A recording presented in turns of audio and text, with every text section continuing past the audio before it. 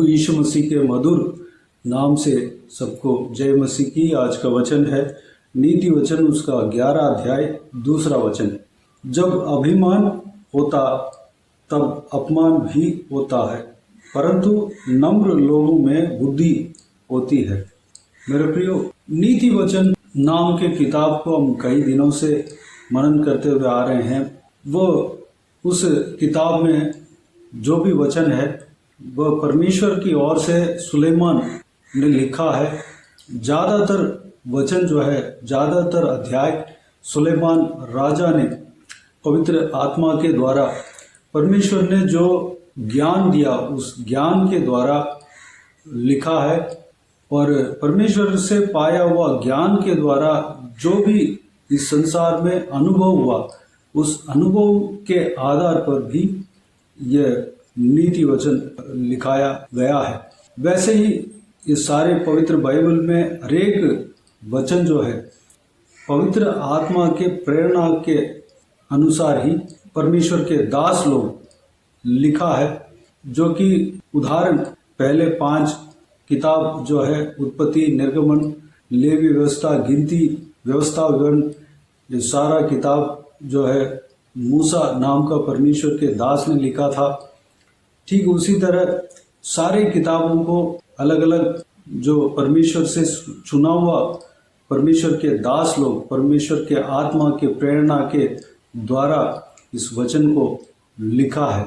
यहाँ पर एक वचन को हम मनन करने जा रहे हैं, जो कि जो अभिमान व्यक्ति, घमंडी व्यक्ति और नम्र व्यक्ति, उन दोनों के जीवन में, यानी कि अभिमान के साथ जो व्यक्ति रहता है उसको क्या प्रतिफल मिलेगा और नम्र व्यक्ति के साथ क्या प्रतिफल मिलेगा, इस बात को मनन करने जा रहे हैं।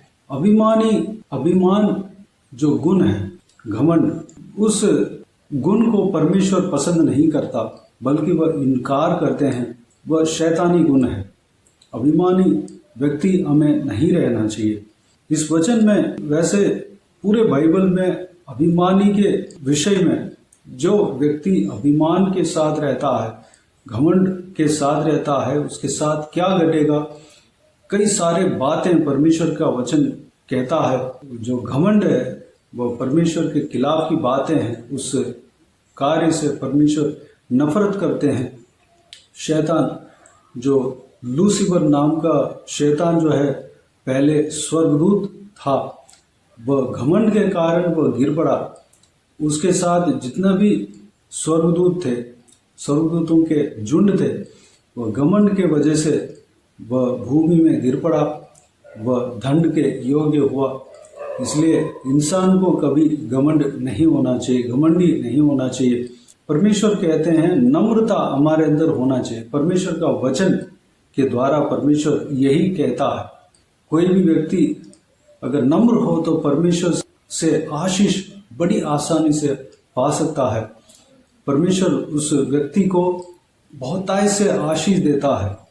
अगर किसी व्यक्ति के अंदर नम्रता है तो वह उसका प्रार्थना परमेश्वर सुनते हैं, उनके हर एक निवेदन परमेश्वर की ओर पहुंचता है, सुना जाएगा, क्योंकि दीन और दरिद्र लोगों के ऊपर परमेश्वर अपने नज़र को रखे रहता है। दीन और दरिद्र लोगों का प्रार्थना को सुनते हैं और उनका उत्तर देते हैं। हमारे अंदर नम्रता होना चाहिए। इस वचन में इस प्रकार लिखा हुआ है। वैसे तो अभिमानी के विषय में और नम्रता के विषय में कई सारे बातें परमेश्वर का वचन में लिखा हुआ है, लेकिन एक बात जो परमेश्वर का वचन जो हम देखने जा रहे हैं, जो कि नीति वचन उसका 11 अध्याय 2 वचन, उसमें अभिमानी के विषय में क्या बताया है और नम्रता जिसके अंदर है उसके साथ क्या बीतेगा, ये हम देखने जा रहे हैं। जब अभिमान होता तब अपमान भी होता है। अगर कोई व्यक्ति अभिमान अगर होता तो वह अपने घमंड के कारण अपमान भी होगा। अपने आप को जो व्यक्ति बढ़ाता है, जो उस लेवल का नहीं है लेकिन उस लेवल में पहुंचना चाहता है, अपने आप को बढ़ाता है, अपने आप को ऊंचा दिखाता है, वह अपमान भी होता है, दूसरों के नज़र में अपमान होता है। पहली बात तो परमेश्वर के खिलाफ की बात है। दूसरी बात, उसका जो घमंडपन है वह सबको दिखाई देता है। उसका जो अभिमान का जो गुण है वह सबको दिखाई देता है, समझ में आता है। जो लोग देखने वाले उसको ठट्टा उड़ाएंगे, उसको तुच्छ जानेंगे, वह अपमान भी होता है। अगर कोई व्यक्ति अभिमानी है तो उसका बातचीत जो है उस तरीके का होगा, उसका बातचीत में घमंडपन होगा, उसका चाल चलन में घमंडपन होगा, उसका जो रहने का रहन सहन में घमंड दिखाई देगा। लेकिन वह वह व्यक्ति सोचता है कि मैं अपने आप को बड़ा दिखाऊं, वैसा नहीं होता, बल्कि वह अपमान ही होता है। हमें घमंड करके कोई फायदा नहीं है, बल्कि हमें नुकसान है। एक तो परमेश्वर हमारे गुण से दुख होगा, दूसरा लोगों के नज़र में हम गिर जाएंगे, लोग हमें तुच्छ जानेंगे, लोग हमें ना समझ जानेंगे, लोग हमें मूर्ख जानेंगे, लोग हमें टट्टे में उड़ाएंगे, लोग हमें अपमान करेंगे। मेरे प्रियो, हमें घमंडी नहीं बनना है। जो सच है सच है, हमारे अंदर जो सच बात है वैसे ही रहने देना है, वही है। हम जो हमारे अंदर जिस लेवल में हम हैं उसी लेवल में ही हमें जीना है। हम अपने आप को बढ़ाकर दिखाकर कोई हमें फायदा नहीं है। मेरे प्रियो, हमें घमंडी नहीं बनना है, अभिमान व्यक्ति नहीं बनना है, अपने आप को बढ़ाना नहीं है। अगर अपने आप को बढ़ाते हैं, दूसरों के सामने बढ़ाते हैं, हम बड़ा बनने के लिए कोशिश करते हैं जो कि उस लायक है नहीं, तो हमारा प्रार्थना भी उस हिसाब से नहीं सुना जाएगा। हम उस घमंड के कारण वो प्रार्थना जो है परमेश्वर के पास नहीं पहुंचेगा। तो एक जो परमेश्वर का वचन कहता है, हमारा पाप जो है बादल के समान आकाश में रह जाता है। हम जो भी पाप के साथ प्रार्थना करते हैं तो वो प्रार्थना परमेश्वर तक पहुंचेगा नहीं, वो बादल के समान पाप जो है उसको रोक देता है, ये परमेश्वर का वचन कहता है। लेकिन हम परमेश्वर प्रभु यीशु मसीह से विश्वास रख के प्रभु यीशु मसीह से हम माफ़ी मांगते हैं तो प्रभु यीशु मसीह हमें माफ़ कर देता है, वो पाप को हटा देता है। जब उसके बाद हम प्रार्थना करते हैं दीन होकर, अपने आप को नम्र होकर, अपने आप को छोटा बनकर, अपने आप को छोटा करके परमेश्वर के उपस्थिति में अपने आप को नम्रता के साथ सौंपेंगे और प्रार्थना करेंगे तो परमेश्वर तक हमारा प्रार्थना जाता है, परमेश्वर उस प्रार्थना को उत्तर देता है। जो व्यक्ति सच्चे दिल से प्रार्थना करता है उस प्रार्थना का ज़रूर परमेश्वर उत्तर देता है। सबका प्रार्थना सुना जाता है, परमेश्वर उत्तर भी देता है, लेकिन हमारा प्रार्थना जो है सच्चे हृदय के साथ होना चाहिए, वही प्रार्थना परमेश्वर चाहता है। दूसरी बात, हम नम्रता के विषय में यहाँ पर क्या लिखा है वो देखते हैं। नम्र लोगों में बुद्धि होती है।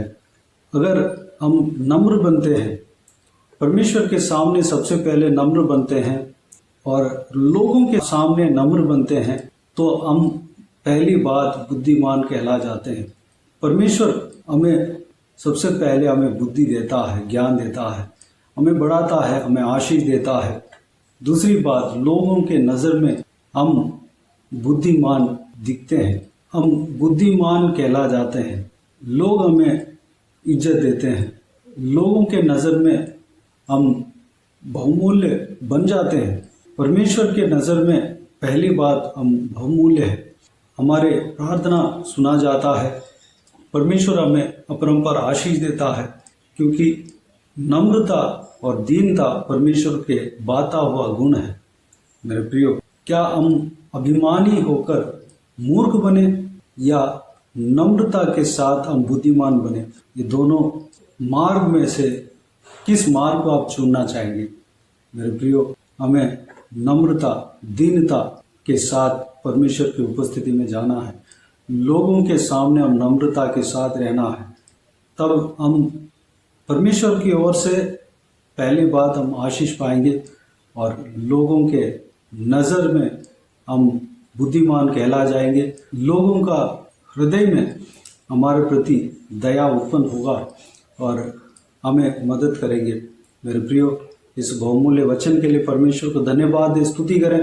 अगर हमारे अंदर अगर घमंड है तो उस सारे घमंड को दूर करें और नम्रता के साथ परमेश्वर की उपस्थिति में जाने के लिए अपने आप को परमेश्वर के हाथों में समर्पित करें।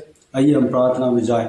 प्यारे पिता दयालु परमेश्वर, आपको धन्यवाद देता हूँ आज के इस आपके बहुमूल्य वचन के लिए। आपको धन्यवाद देता हूँ परमेश्वर, बीते हुए दिनों में हमें संभाला, बचाया, सुरक्षित रखा। आपको धन्यवाद देता हूँ आज के दिन में जो नम्रता के विषय में, दीनता के विषय में हमने इस आपके बहुमूल्य वचन के द्वारा हमने मनन किया। सारे बातों के लिए आपको धन्यवाद देता हूँ परमेश्वर। घमंड के विषय में, अभिमान के विषय में परमेश्वर, अभिमानी के विषय में कई सारे बातें आपके बहुमूल्य वचन में लिखा हुआ है, लेकिन इस वचन के द्वारा जो भी मनन किया है पिता, वो गुण हमारे अंदर नहीं होना चाहिए परमेश्वर। हम आज से लेकर परमेश्वर हमारे अंदर जो भी घमंड के बात है, अभिमान के बात है, सारा बातों को परमेश्वर हम अपने हृदय से दूर करते हैं परमेश्वर। अपने आप को आपके हाथों में सौंपते हैं परमेश्वर। दीनता नम्रता हमारे अंदर देना, दीनता के साथ हम आपके उपस्थिति में आने पाए, लोगों के सामने भी परमेश्वर हम दीनता नम्रता के साथ हम रहने पाए परमेश्वर, ताकि हम बुद्धिमान कहला जा सके परमेश्वर। आपकी ओर से परमेश्वर हम आशीष पा सके पिता। हमारे ऊपर अगर बादल की तरह पाप अगर क्षमा हो तो परमेश्वर हम आपसे माफ़ी मांगते हैं पिता। सारा पापों को हटाना परमेश्वर, हमारा प्रार्थना आप तक पहुंचने पाए, इसलिए परमेश्वर हम आपसे माफ़ी मांगते हैं पिता। हमारा हृदय को धोकर शुद्ध करना परमेश्वर। पिताजी, हम सबसे पहले आपसे हम माफ़ी मांगते हैं पिता। हमें धोना शुद्ध करना परमेश्वर, आपके लहू से हमें धोकर शुद्ध करना पिता, हमें पवित्र करना परमेश्वर, हमें चलाना परमेश्वर। धन्यवाद देता हूँ पिता। हालेलुया। हमें ज्ञान और बुद्धि, जब हम नम्रता के साथ रहते हैं, नम्र बनते हैं, तो हमें आप ज्ञान बुद्धि देते हैं परमेश्वर। हालेलुया। आपके ज्ञान, परमेश्वर का वचन का ज्ञान, परमेश्वर का वचन हमें देते हैं परमेश्वर। हालेलुया। हमारे अंदर समझ आप देते हैं पिता। आपको धन्यवाद देता हूँ परमेश्वर। आप हमें चलाना पिता। आपके इस बहुमूल्य वचन के अनुसार हम नम्रता के साथ जीने के लिए, नम्रता के साथ रहने के लिए अपने आप को आपके हाथों में सौंपते हैं। सारा व्यूअर्स को इसी तरह आशीष देना पिता, संभालना परमेश्वर। किसी को भी कोई भी कमी घटी ना होने देना, भरपूर आशीष देना। कोई भी जन बीमार हो उनको आपके हाथों में सौंपते हैं, उन्हें छूना, चंगा करना प्रभु यीशु मसीह के नाम से चंगा होने पाए। अगर किसी को दुख हो, तकलीफ हो, सारा दुख तकलीफ को दूर करना, परेशानियों को दूर करना, आंसुओं को पोंछना परमेश्वर। जो कोई भी जन जहाँ कहीं भी जाते हैं आते हैं, हर एक के ऊपर आपके हाथ हमेशा बने रहने पाए परमेश्वर। धन्यवाद। हालेलुया। धन्यवाद। बाकी सारे बातों को आपके हाथों में सौंपते हैं। सारा आदर महिमा जलाल आपको मिलते रहे। सारा दुआ प्रार्थना को प्रभु यीशु मसीह के नाम से मांगते हैं, सुन और ग्रहण कर। आमीन आमीन। प्रभु यीशु मसीह के नाम से प्रभु यीशु मसीह का आशीष और अनुग्रह हम सभी के ऊपर बने रहे। आमीन आमीन। मेरे प्रियो, इस चैनल को सब्सक्राइब करें और शेयर करें। अगर किसी को भी प्रार्थना का विषय हो तो डिस्क्रिप्शन में दिए हुए नंबर पर कॉल करके प्रार्थना करा सकते हैं। हम आपके लिए प्रार्थना करेंगे। आप अपने व्यक्तिगत प्रार्थना में हमारे लिए प्रार्थना कीजिए। इस सेवकाई के लिए, इस सेवकाई का उन्नति के लिए, इस सेवकाई में जुड़े हुए हर एक जन के लिए, हर एक आत्मिक उन्नति के लिए, तरक्की के लिए, आत्मिक आशीष के लिए, संसारिक आशीष के लिए, पारिवारिक आशीष के लिए प्रार्थना करें। प्रभु यीशु आप सबको आशीष दे। इस सेवकाई के द्वारा परमेश्वर आपके जीवन में कार्य किया हो वह भी हमें बता सकते हैं, ताकि हम सब मिलकर परमेश्वर को धन्यवाद दे सके, महिमा कर सके। प्रभु यीशु आप सबको आशीष दे। आमीन आमीन।